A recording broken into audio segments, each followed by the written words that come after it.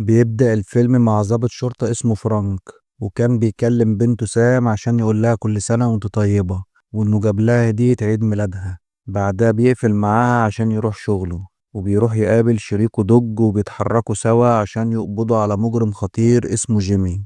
ولما جيمي بيحس بيهم بيحط المسدس على رقبة زميله وبيهددهم بيه، وبعدها بيرمي زميله عليهم وبيطلع يجري. فبيجري فرانك وراه وما بيرضاش يسيبه، وبيطارده وسط الحاويات. وبيفضل جيمي يضرب عليه نار لحد ما بيخلص الطلق اللي معاه. فبيجري فرانكو وراه عشان يمسكه، لكنه بيتخبط خبطة جامدة في عربية وبينزل دم من ودنه. بعدها بفترة بيرجع فرانك على بيته، لكن للأسف كان فقد حاسة السمع، وكان لازم يلبس السماعة عشان يقدر يسمع. والموضوع ده كان مؤثر على نفسيته جامد، وكان بقاله فترة كبيرة بعيد عن شغله. ولما رجع شغله تاني ما كانش بينزل مهمات كتير زي الأول. وفي مرة وهو قاعد في المكتب كان بيكلم بنته سام، وكانت بتحاول تعلمه لغة الإشارة. لكن فجأة السماعة بتعمل صوت عالي في ودنه، فبيتضايق وبيشيلها. لكن سام ما خدتش بالها وفضلت تتكلم وهو يقول لها أنا مش سامعك، فبيتضايق أكتر وبيقفل في وشها. بعدها بيروح يكشف على ودنه ويصلح السماعة، لكن الدكتورة بتقوله إن حالته بقت أسوأ، وإن حتى عملية زرع القوقعة مش هتنجح، وإنه لازم يتأقلم مع الوضع الجديد ويتعلم لغة الإشارة. بعدها بفترة بتحصل جريمة قتل، فبيروح فرانك لمسرح الجريمة وهو قلقان ومتوتر. وهناك بيقابل ضابط زميله، فبيقول له إنهم لقوا اتنين من تجار المخدرات مقتولين بطلق ناري في الراس، وإن الراجل ده هو اللي شافهم من ساعة وبلغ الشرطة. فبيروح فرانك عشان يحقق معاه، لكن فرانك ما كانش سامعه كويس. فبيطلب منه فرانك انه يعلي صوته شوية لانه مش سامعه من صوت الدوشة بتاعت سرينة عربيات الشرطة والناس اللي موجودة. لكن برضه فرانك ما كانش سامع اي حاجة، فبيتضايق جدا وبياخد بعضه وبيمشي من المكان، وبيروح يقعد مع نفسه في مطعم وهو زهقان ومتضايق من اللي بيحصل له. وفجأة بيوصل صديقه دوج وبيقول له انت مختفي ليه بقالك فترة. فبيستغرب فرانك وبيقول له انت عرفت مكاني ازاي. فبيقول له دوج انه صديقه وانه حاسس بيه. فبيقول له فرانك انه مش عايز شفقة من حد، وبيسأله ايه اللي جابه.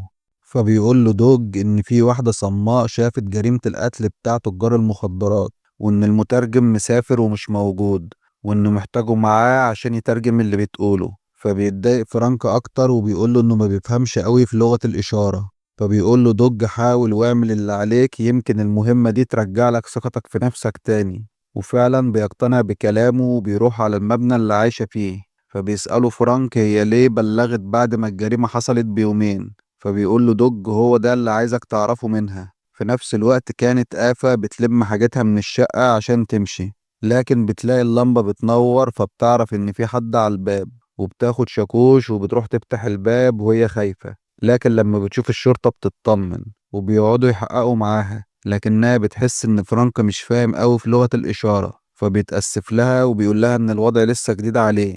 ولما بيسألوها انت بتلم حاجتك وماشية من الشقة ليه، فبتقول لهم انها اتطردت عشان معاش فلوس تدفع الإيجار. ولما بيسألوها عن الحادثة بتقول لهم انها كانت نازلة بالليل عشان تصور القمر، وبالصدفة شافت الجريمة وصورتها. وبتفرجهم على الفيديو في تليفونها وكان باين فيه المجرمين بوضوح. ولما بيسألوها ايه اللي نزلها في وقت متأخر زي كده، قالت لهم انها ما بتحبش تخرج غير في الوقت ده. فبيقولوا لها انهم هياخدوا تليفونها ده دليل، ولما يخلصوا تحقيق هيرجعوا لها تاني. ولما سألوها ليه ما بلغتيش في نفس الوقت، قالت لهم انها كانت متوترة وخايفة من المجرمين دول لان ملهاش اهل يحموها. وبيستأذنها فرانك انه يدخل الحمام. ولما بيقوم بيبعت رسالة لبنته سام عشان يطمن عليها، بس بيلاقي بطارية السماعة قربت تخلص. وبيلاحظ صندوق العلاج بتاع آفا وبياخد علبة منهم، فبيعرف إن آفا مدمنة مخدرات. وبينسى تليفونه في الحمام وبيطلع. ولما بينزل مع دوج بيقوله إن آفا مدمنة مخدرات، وإنها ما كانتش نازلة تصور القمر زي ما قالت، إنما كانت رايحة تشتري من الديلر بتاعها وقت حدوث الجريمة. فبيشكروا دوج على نجاحه في المهمة وبيمشي فرانكو وهو مبسوط. لكن وهو في الطريق بيكتشف إنه نسى تليفونه في الحمام بتاع آفا، فبيقرر يرجع عشان يجيبه. في نفس الوقت بيروح سالو ورجالته على مبنى آفا، وده كان المجرم اللي آفا صورته وهو بيقتل تجار المخدرات. وبيطلعوا وبيكسروا باب الشقة عليها وهي مش حاسة بحاجة، وبيمسكوها وبيقعدوها بالإجبار. وبيسألوه عن الفيديو اللي صورته، فبتقول لهم إنها ما بتسمعش. فبيكلمها سال بهدوء وبيقول لها حاولي تقري شفايفي.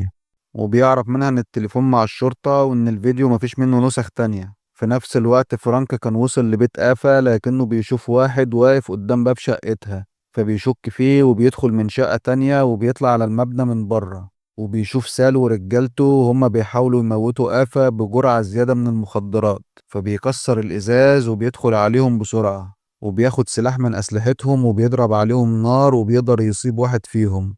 بعدها بياخد آفة وبيهربوا بسرعة من الشباك، وبيدور سال على السلاح التاني وبيبلغ رجالته اللي في مدخل العمارة عشان يعرفهم إنهم نازلين على السلالم الخارجية. وبينزل سال وراهم على السلالم. وفرانك لما لقى نفسه متحاصر بيدخل هو وآفة تاني للمبنى وبيستخبوا منهم بسرعة. وبيفضل سال ورجالته يدوروا عليهم، لكن ما كانوش عارفين هما فين بالظبط. فبيؤمر سال رجالته يقلبوا عليهم المبنى كله قبل ما يبلغوا عنهم ويروحوا في داهية. في نفس الوقت آفة كانت متوترة جدا وخايفة، لكن فرانك كان بيحاول يطمنها. أما سال بيتصل على واحد من أصدقائه في الشرطة، لأنه كان قلقان جدا وعايز يخلص عليهم بسرعة قبل فوات الأوان. في الوقت ده آفا كانت بتسأل فرانكو وبتقوله ازاي العصابة عرفت توصل لها بالسرعة دي. فبيقول لها ان هم اكيد يعرفوا حد من الشرطة، وانها بعد ما بلغت الشرطة الصبح حد منهم وصل المعلومة للعصابة وبلغهم بمكانك. وبيقول لها انه عرف انها مدمنة مخدرات وانها كانت نازلة تقابل الديلر بتاعها. فبتقول له ان العصابة برضه كانت عارفة المعلومة دي، وعشان كده حاولوا يموتوها بجرعة زيادة. فبتتضايق جدا وبتقول له انها بتحاول تبطل وبتعتذر له عشان كدبت عليه. وهي بتتكلم معاه بتلاحظ ان لغة الاشارة بتاعته مش مظبوطة، فبتحاول تعلمه. فبيشكرها فرانك وبيسألها عن عدد الناس اللي ساكنين في المبنى. فبتقوله على كل اللي موجودين في المبنى، واللي منهم الراجل اللي مشغل موسيقى بصوت عالي وساكن في الدور الرابع. وعند مدخل المبنى بتوصل واحدة واثقة في نفسها شوية، وبتسأل واحد من العصابة عن مكان سال. ولما بتطلع وبتقابل سال بتقوله على القواعد بتاعتها، وبتعرفه انها مش هتتدخل في اي مشكلة، وانها تعالج زميله المصاب وبس. وبيوافق سال وبيسيبها تعالج زميله. في نفس الوقت فرانك بيقول لآفا انه هيحاول يدخل اي شقة من اللي فيهم سكان عشان يستخدم التليفون ويبلغ الشرطة. وبيقول لها تقفل على نفسها كويس وما تفتحش غير لما تعرف انه هو. وبيتفقوا على اشارة تفتح بيها الباب لانها مش هتقدر تسمعه.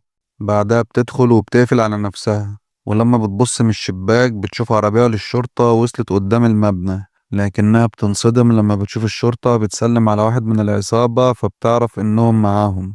أما فرانك بيشوفهم وهم طالعين على السلم، لكنه بيتوتر لأنه ما كانش سامع خطواتهم ولا سامع بيقولوا إيه. فبيقرر يرجع تاني لآفة. فبتقول إن الشرطة وصلت لكن للأسف طلعوا تبع العصابة. فبينصدم وبيقول لها إنهم كده هيقدروا يتحكموا في كل مكان نقدر نخرج منه، وكمان هيفتشوا كل الشقق اللي في المبنى. فبتقول له آفة إن في تليفون في الأسانسير وإنهم لازم يوصلوا له قبل العصابة ما تعرف. ساعتها سال بيلاقي تليفون فرانك في شقة آفة، وبيعرف إنه معهوش تليفون وإنه مش هيقدر يتواصل مع حد من بره. فبيكلم سال رجالته وبيقول لهم يراقبوا المخارج كويس جدا ويفتشوا كل الشقق المسكونة عشان فرانك ما يقدرش يوصل لأي تليفون. بعدها فرانك وآفا بيحاولوا يوصلوا للأسانسير وهم خايفين، لكن السماعة بتاعته كانت فصلت نهائي. ولما بيوصلوا للأسانسير بيشوفهم واحد من العصابة، فبيبلغ سال وبيقول له إنهم في الدور السادس. ساعتها فرانك بيستخدم تليفون الأسانسير وبيبلغ الشرطة،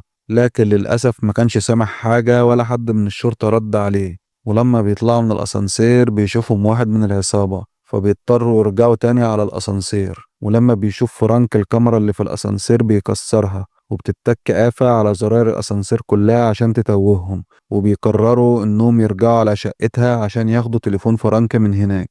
ولما بيدخلوا الشقة بيهدد فرانك الراجل المصاب بالمسدس وبيقول لآفة تدور على تليفونه، لكن الممرضة بتمسكها وبتهددها بالمسدس وبتقول لفرانك يرمي سلاحه. وقتها الراجل بيعرف ان هو كمان ما بيسمعش وانه مسدسه فاضي. بعدها الممرضة بتسيب آفة وبتمشي وبتقول ان ده مش شغلها. فبيجري الراجل بسرعة على اللاسلكي عشان يبلغ سال، لكن آفة بتضربه على راسه فبيفقد الوعي. وبياخد فرانك تليفونه وبيحاولوا يخرجوا من الشقة لكنهم بيلمحوا حد جاي عليهم. فبيرجعوا تاني وبيستخبوا جوه الأوضة وبيقفلوا عليهم من جوه. ولما بيرجع سال بيفوق زميله وبيسأله هم راحوا فين. فبيقول له انه مش فاكر حاجة لانهم ضربوه على دماغه. فبيستغرب سال لما بيشوف مسدس فرانك على الارض وبيشك ان فرانك خد تليفون زميله. فبيتصل سال على تليفون زميله، لكن آفا كانت شايفاه فبتشد التليفون بسرعة من فرانك وبتعمله صامت. فبيتصل سال على واحد صاحبه وبيقول له يتتبع مكان التليفون اللي مع فرانك. في نفس الوقت فرانك كان بيبعت رسالة لدوج لكنه بيدوس على حاجة في الأرض وما بيحسش بيها.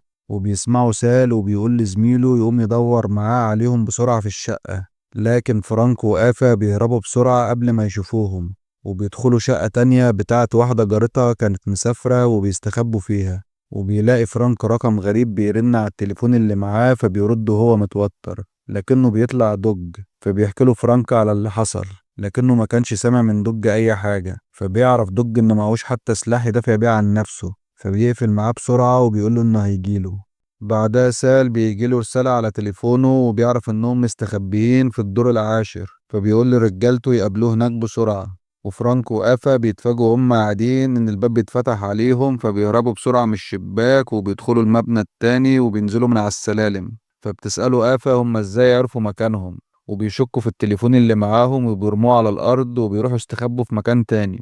وهم قاعدين بيتكلموا بتسأله آفا إزاي فقد سمعه. فبيحكي لها عن الحادثة اللي حصلت له، وبيقول لها إنه من وقتها مرجعش لحياته الطبيعية تاني، وإن في حاجات كتير في حياته اتغيرت. فبتقول له ما تقولش الكلام ده، مفيش غير حاجة واحدة بس اللي اتغيرت فيه، ومش معنى انك فقدت السمع يبقى انت كده مش هتقدر تعيش زي الاول. وانها ما خسرتش حاسة السمع زيه لانها مولودة كده من الاول. فبيهدى فرانك بعد ما بيسمع كلامها. بعدها بيشوف دوج نازل من عربيته، فبيقرر ينزل يلحقه بسرعة قبل ما العصابة توصل له. وبيروح يفتح باب الأسانسير لأن مفيش مخرج تاني غيره. وبيقول لآفا إنهم لازم ينطوا الناحية التانية ويمسكوا في السلم، لكنها بتخاف وبتقول له نط انت الأول.